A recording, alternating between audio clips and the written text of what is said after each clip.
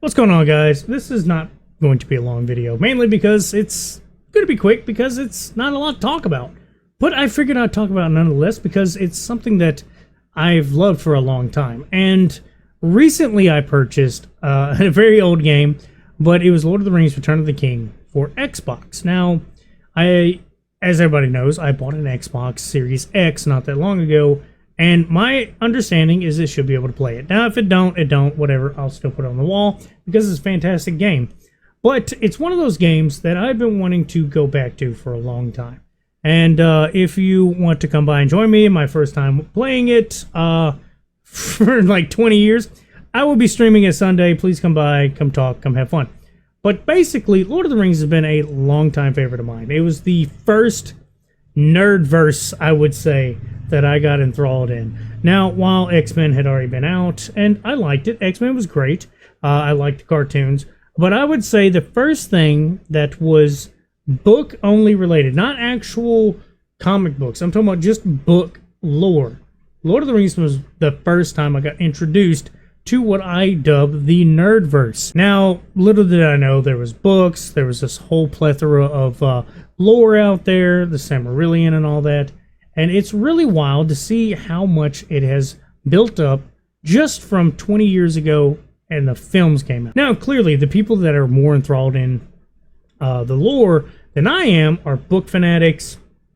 They have so many different collectibles, and, you know, good on you. I'm not going to make fun of that. The only thing I can say that I have that's collectible is the Special Edition Blu-ray and the Special Edition 4K big box set that unfortunately came with The Hobbit. I know the Hobbit's movies weren't that great. And Trivia Pursuit that is literally Lord of the Rings. And I made sure I got that to put on my wall because that is a cool collectible to me. Now, I have not collected those as much as I have like Castlevania stuff. In fact, right now, I'm still hoping I can get it. It's $600 for a Castlevania Alucard statue. Probably won't ever get it. Guys, if you want to donate for that one, fun. I ain't going to say no. But yeah, all jokes aside, outside of my Magic collection, my Lord of the Rings, not collection, but my Lord of the Rings movies have been something that I've kept so well close to me because I have the digital copies. The digital copies I watch periodically, probably every few months. I treat them like I do my Castlevania game. My Castlevania Symphony of the Night, I play pretty regularly. Same thing with Lord of the Rings. I watch them regularly. They are the only movies that kept me enthralled from beginning to end for whatever reason. And when I say whatever reason, I mean I have ADHD. So dialogue heavy is like boring sometimes. But these movies never bored me. I don't know if it's a setting. I don't know if you can just say Peter Jackson is just that good. But it kept me intrigued from literally the beginning title to the last movie, the end and everything. And the costumes were great. The CGI, while you have to admit, has aged just a little bit. And that is giving it a lot of credit. It's aged a little bit, and it has. But even saying Lord of the Rings trilogy aged is giving it a huge boost on the fact that it still looks really good. Now, there's certain scenes that, after watching special features and watching Corridor Crew, you can see where their editing was a little poop.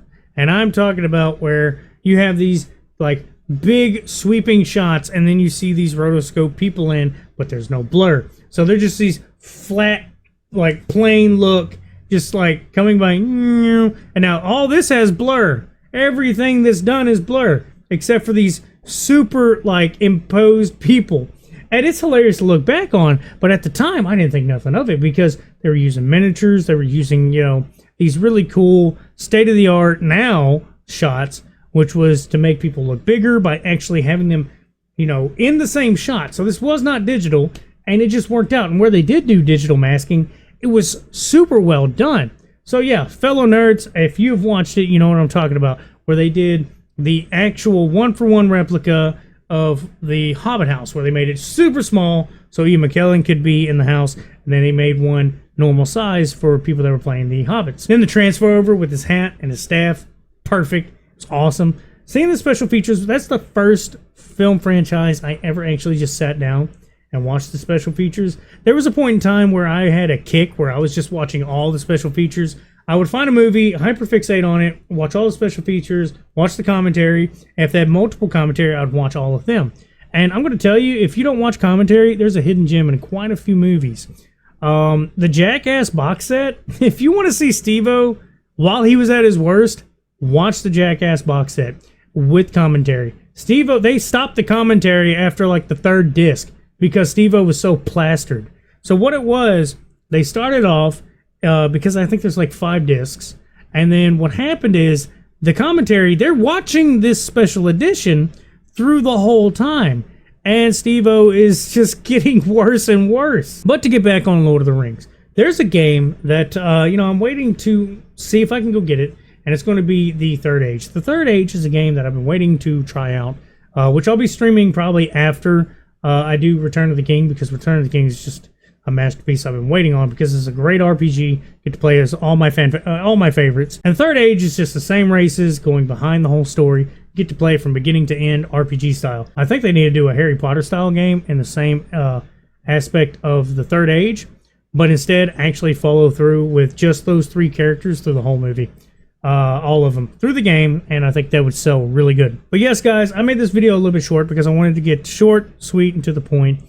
If you have a favorite film franchise, nerd franchise, just the nerd verse, if it's your favorite show, favorite manga, favorite, just whatever you got, go ahead and put it below. I would love to see what is your favorite. Yeah, I'd like to see what your guys' favorites were. So yeah, that's about all I got to say. Y'all have a good one.